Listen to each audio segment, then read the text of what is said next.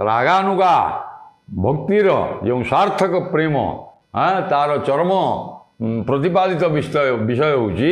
प्रेम तत्व। ये गौड़ीय वैष्णव प्रेम तत्व राधा कृष्ण प्राकृत मूर्तिंकर जो प्रेम तत्व नित्य लीला से तद्विषयक कवि किभली भाव में आलोचना करिसेंती जहाँकि स्थावर अर्थात